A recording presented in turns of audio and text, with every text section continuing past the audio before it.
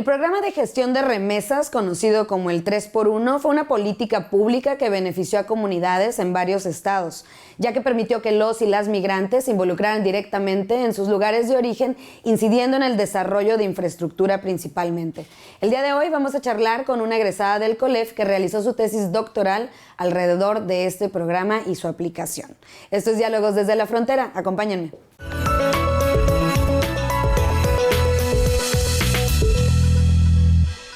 Hola, bienvenidos y bienvenidas a Diálogos desde la Frontera. Hoy tenemos aquí en el estudio a la doctora Valentina Capelletti. Ella es doctora en Ciencias Sociales con especialidad en Estudios Regionales por el Colegio de la Frontera Norte. Recientemente la tesis doctoral de Valentina fue premiada por la Sociedad Italiana de Antropología Aplicada con el premio Ruggero Ricci 2019 y hoy nos viene a platicar de su tema de investigación. Bienvenida, Valentina, gracias por estar aquí. Muy buenos días a todos y a todas y gracias por la invitación. Valentina, bueno, tu tesis doctoral que recientemente terminaste se llamó De la política para el desarrollo a la política del aval, el programa 3x1 para migrantes en la ruralidad zacatecana. Para empezar, cuéntanos de dónde surge, de qué va y de dónde nace esta idea de trabajar precisamente pues en esa población y con este tipo de programas. Sí, es una historia larga porque mi primer acercamiento con el programa 3x1 aquí en México y específicamente en Zacatecas fue en 2010. Me invitaron a participar en un proyecto de investigación con la Universidad de Sevilla sobre remesas, migración internacional, desarrollo local y participé con un trabajo de campo muy dirigido a analizar la aplicación del programa 3x1 en la región de estudio, que era el municipio de Jerez, en el estado de Zacatecas. Entonces, pues de ahí surgieron muchos interrogantes, de ahí surgió una tesis de maestría, muchos interrogantes se cerraron, otros se abrieron obviamente, y se confluir todas estas inquietudes en un proyecto de doctorado. Pues básicamente me interesaba ver los impactos del programa en la configuración del poder local, cómo afectaba a ciertas redes de intermediación desde las comunidades entre el nivel muy local o microlocal y el gubernamental. Pero antes, para poder contextualizar el tema, el programa 3x1 es una política pública del gobierno federal, pero ¿cómo funciona? ¿De qué se trata? ¿Cómo operaba este programa y de dónde surge?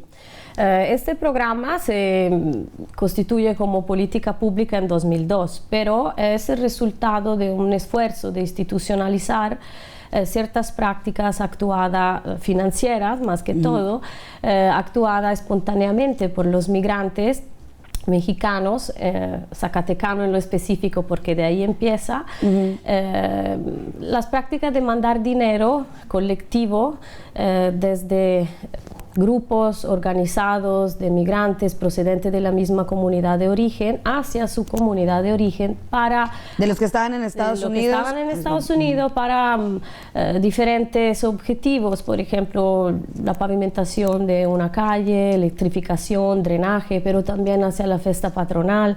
Entonces en los años 90, final de los 90, hubo como un proceso de acercamiento entre estas organizaciones y el gobierno de Zacatecas y empezó este dinero enviado por los migrantes a ser correspuesto por otro dinero, igual cantidad de dinero del gobierno y se empezó a invertir más en obra de infraestructura básica, más pavimentaciones, a veces restauraciones de templos, etcétera, etcétera. O sea, digamos que en vez de que se lo mandaran únicamente a sus familias se quedaran con él, ahora con el programa 3x1, ellos mandaban, una parte la ponía el gobierno federal. No, en un principio fue a nivel local, estatal. Okay. Luego, con el tiempo, cuando se constituyó como política pública, se añadió igual participación financiera tanto del gobierno federal y del gobierno municipal, por eso se llama 3x1. Okay. Y fue así en 2002 cuando se nacionalizó esta política. Al principio se estaba aplicando solamente en el estado de Zacatecas, también creo en Guerrero hay como información de que desde los años 90 se estaba haciendo algo parecido, pero en 2012 cuando se nacionaliza, digamos, se convierte en una política pública federal.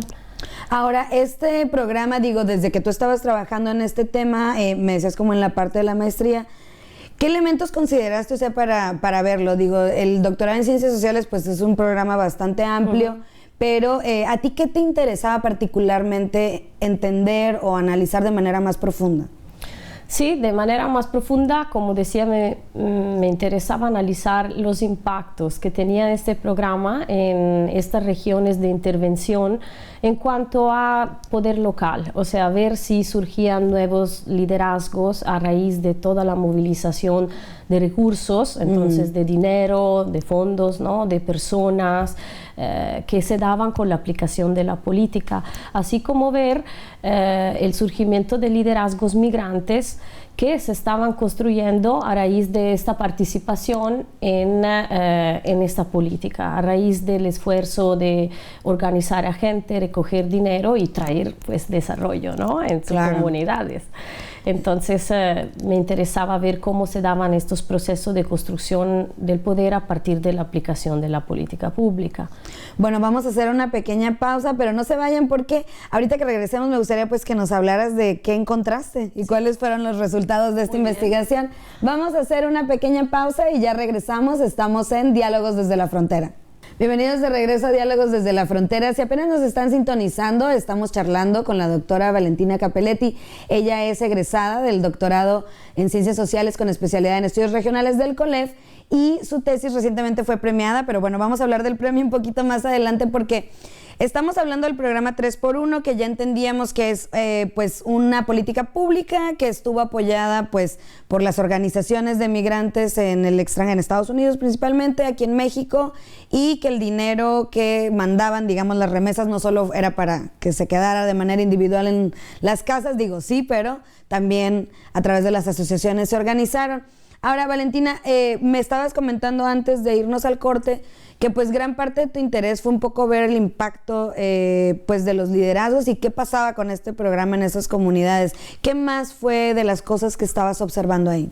Sí, básicamente yo quise acercarme a esta política desde una perspectiva antropológica, o sea, se trata de un ejercicio de antropología de las políticas públicas, aplicar entonces la antropología con su metodología privilegiada, la etnografía, en un terreno poco familiar para esta disciplina. Así decidí seguir la vida social de la política y esto desde las rancherías en donde se aplicaba hasta Estados Unidos, Los Ángeles, las organizaciones de migrantes donde se negociaban también las obras, los proyectos a realizar. Entonces, eso me llevó a desarrollar una etnografía multisituada que pude llevar adelante gracias a diferentes estancias de investigación académicas, y tanto en Zacatecas como en Los Ángeles. Y lo que encontré, claro, pues por lo que tiene que ver con la aplicación de esta política, me di cuenta que había dos modelos predominantes de aplicación. Uno, digamos, el clásico, en donde los migrantes, el Estado, gobierno municipal y gobierno federal aportan una misma cantidad de dinero, el club de migrantes decide las obras, dónde se hacen, quién la hacen también, si un contratista o si, por ejemplo, miembros de la misma comunidad se encargan de ejecutarla. Mientras que en el otro caso, el otro tipo de aplicación es una aplicación que en campo se define por aval.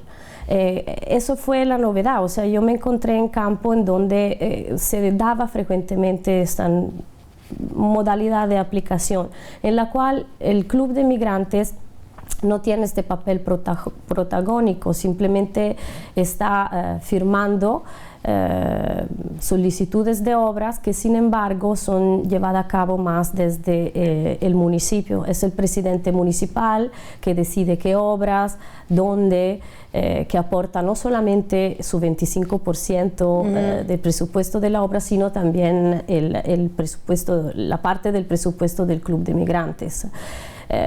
y decide sobre todo quién va a ejecutar las obras. Suena problemático. Es un poco problemático eso. No, es que sí, decide quién ejecuta la obra. Muchas veces son los contratistas en esta modalidad de aplicación, no tanto... no se emplea tanta gente de la comunidad y suelen ser los contratistas que muchas veces financiaron la campaña electoral, además del presidente municipal. Obviamente, pues la lógica que mueve estos proyectos es un poco diferente de la lógica que mueve los proyectos cuando son los migrantes a manejar a gestionar toda la política, digamos, el proceso. En tu evaluación y, digamos, en el análisis resumido, porque obviamente es más amplio, pero es una política que sí estaba teniendo un impacto de beneficio, independientemente de lo que ya comentamos que podrían causar suspicacias, digamos, el manejo del dinero, pero en términos del impacto para la comunidad, de ver otra cara de esas comunidades, ¿consideras que encontraste eso o viste otra cosa? Sí, o sea, la política, el 3x1, por lo que concierne número de proyectos ejecutados, cobertura en los municipios, y se puede definir como una política exitosa en cierto sentido, pero cuando se aplica de manera clásica, digamos que las obras, cuando digamos el programa estaba más en las manos de los migrantes, las obras tendían a concentrarse en comunidades con menos de 2.500 habitantes, o sea, las comunidades de origen de la mayoría de los migrantes zacatecanos, pues fue en Zacatecas donde yo llevé a cabo la investigación. Eran ellos que dirigían todo este presupuesto hacia estas microrealidades, y cuando se aplica de la otra manera se tiende a concentrar el presupuesto y las obras en las comunidades más rentables electoralmente, ¿no? Claro. Entonces en las cabeceras o en las comunidades con más poblada, ¿no? Entonces esto en cierto sentido a veces aumenta la brecha adentro de una región de aplicación, un municipio, entre comunidades. Las pequeñas comunidades. Sí. Y en teoría el programa está etiquetado bajo el concepto de combate a la pobreza. Entonces es como si aplicado de esta otra manera se tuviera un efecto un poco diferente al combate, o quizá aumenta, ¿no?, la brecha de la pobreza. Por supuesto. Y otra diferencia es que mientras que cuando el programa se aplicaba de manera clásica, se producía una construcción de ciertos liderazgos migrantes debido a un conjunto de habilidades, de saberes que iban, digamos, una especie de proceso de empoderamiento, digamos, que se daba gracias al proceso de participación en la política. Entonces, adquirían capacidad de gestión, ciertas capacidades oratorias, los protocolos de la política, mientras que en el otro lado no son tanto los migrantes, sino es el presidente municipal que hay un aprendizaje ahí, ¿no?, también, y que crea representantes migrantes en el exterior que nomás ponen firma y que son más que todo funcionarios municipales en el exterior, más que líderes. O sea, migrantes. No hay como una incidencia social real. No. Y más bien ahí el objetivo es la sobrevivencia política del presidente municipal, que ahora desde 2008, cuando salió la ley de la reelección, pues es muy importante tener porque les permitía sí. Todo seguir. Esto obviamente hay que tener en cuenta que tampoco los presidentes municipales tienen tantos fondos. Claro. Ahora, un detalle no menor es que esta política pública se terminó. Sí. El programa 3x1 desaparece y está congelado, digamos. Está, digamos, en pausa. Pero bueno, vamos a hacer otra pequeña pausa y cuando regresemos nos sigues platicando más de esto. No se vayan, ya regresamos, estamos en Diálogos desde la Frontera. Bienvenidos de regreso a Diálogos desde la Frontera. Si nos acaban de sintonizar, estamos con la doctora Valentina Capelletti y estamos hablando del programa 3x1 de remesas de migrantes y también pues de estas políticas públicas vistas desde la antropología, que creo que pues es también un giro distinto, ¿no?, a ver esto.